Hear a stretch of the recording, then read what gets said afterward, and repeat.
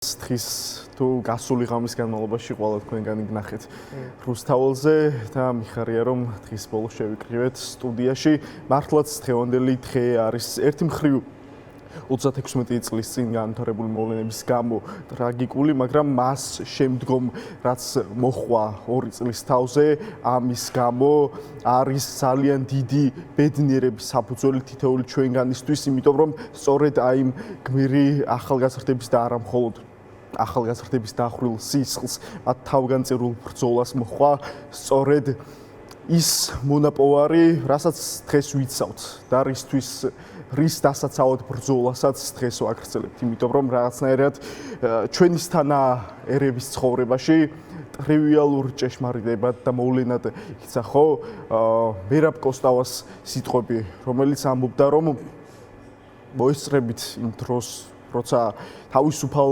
ქვეყანაში, თავისუფალ საქართველოში იცხოვრებთ, მაგრამ თუ დამოუკიდებელ ქვეყანაში შეეწყვეთ თავისუფლებისთვის ბრძოლას, აი ამ თავისუფლებას დაკარგავთ თქვენს და ქვეყანაც. და აი ამ მოცემულობის წინაშე ვდგავართ სწორედ დღეს. როცა თითოეული ქართველი იაზრებს და განსაკუთრებით მე მიხარია რომ ამის განცდა არის განსაკუთრებით მძაფრად ახალგაზრდებში, რომ თუ დღეს მათ შორის ფიზიკურად არ დაიცავ შენი ქვეყნის თავისუფლებას, დღეს ეს მონაპოვარი შეიძლება ერთი ხელის მოსმით მთლიანად ჩაბარდეს წარსულს და ეს არის ძალიან მძიმე გასააზრებელი თითოეული ჩვენგანისთვის, იმიტომ რომ ისე როგორც დღეს არასდროს მდგარა რისკის და საფრთხის ქვეშ ეს მონაპოვარი, როგორც პიროვნული პერსონალური თავისუფლების დონეზე, ასევე საერთო ეროვნული თავისუფლების კონტექსტში. და ის რასაც დღეს თქვენ თქვით რომ აი დღევანდელი დღე შეიძლება ითქვას და მეც ასე ვფიქრობ რომ დღევანდელი დღე შედგა, დღევანდელი დღე შეიძლება ითქვას რომ იყო გამარჯვება, იმიტომ რომ თუ გავითვალისწინებთ იმ მიზანს, იმ ამოცანას, რაც იყო დასახული, ეს მიზანი მიღწეულია და კიდევ ერთხელ დღეს აი რუსთაველის გამზირზე გამოსულმა ქართველმა ხალხმა დაანახა შიდა თუ გარე მტერს ვისია სინამდვილეში ეს ქვეყანა. აი ამის მტკიცებულება იყო კიდევ ერთხელ და რომ აი სიმბოლო ჩვენ თავისუფლებისთვის დაღუპული გმირების მონუმენტი იქნებოდა დაცული აი იმ შეურაცხყოფისგან, რასაც წარმოადგენენ აი ეს ადამიანები მთელი თავისი არსებით, ეს კიდევ ერთხელ აჩვენა იქ ქართულმა იქ შეკრებილმა ქართულმა საზოგადოებამ. და რას ვხედავთ დღეს 36 წლის თავზე, სრულ პროფანაციას და გაუფასურებას, შეურაცხყოფას, შებღალვას ყველაფრის, ისტორიის გადაწერის, გაყალბების, რევიზიის მცდელობას, რომელიც არ ეხება მხოლოდ ბოლო 2-10 წლებს. დღეს რაც ნახეთ კობახიძის განცხადების სახით. აი თქვენთვის ეს უნდა მეკითხა, ბარემ მოდი ნიკომ მიპასუხოს და შემდეგ ყველას აზრი მაინტერესებს.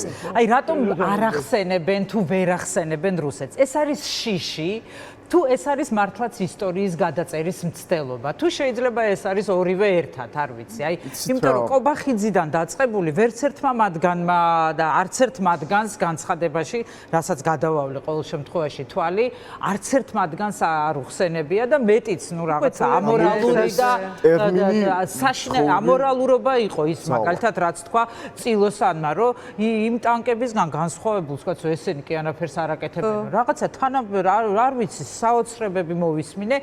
იმას მიგვაჩვიეს, ვერ მიგვაჩვიეს რა თქმა უნდა, მაგრამ ის მცდელობა რომ აი 2008 წელთან დაკავშირებით, ომთან დაკავშირებით, რასაც აკეთებენ, რომ საქართველოს დაიწყო ომი და აი ახლა სწორედ უნდათ თითქოს ის რომ აი რა არის ეს შიში იყო თუ უფრო ისტორიის გადაწერის მცდელობა? რა დღეს მთელი დღის განმავლობაში მისმოდა რომ აი რუსეთი ვერ ახსენეს და თითქოს რუსეთი ჩაანაცვლეს უცხოური ძალის ტერმინით. სინამდვილეში ეს საერთოდაც არ მაქვს იმის განცდა, რომ უცხოურ ძალაში ეს ადამიანები გულისხმობდნენ რუსეთს დღეს.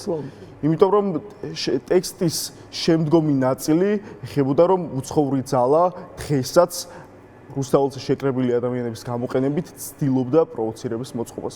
შესაბამისად მე მგონია რომ ეს ადამიანები აგრძელებენ აი ყველაზე უფრო ტვინგაცხელებული პრორუსების და მაშინდელი 99 წლის დროინდელი საბჭოთა პროპაგანდისტების ნარატივს, რომ თითქოს დასავლეთის პროვოცირებული, შეერთებული შტატების პროვოცირებული იყო 9 აპრილის ღამე, რომ მაშინდელი ლიდერები ზვიად გამსახურდია და მერაბ კოსტავა იყვნენ გარკვეულ კოლაბორაციაში დასავლეთთან და იყენებდნენ აი ამ ახალგაზრდებს და ამ ახალგაზრდების იქ შეკრებილი ახალგაზრდების ზვარაკად შეწირვის ხარჯზე უნდათ გარკვეული ბენეფიტების მოტანა დასავლეთისთვის. ამას ვხედავთ დღეს და ვინ აკეთებს ამას?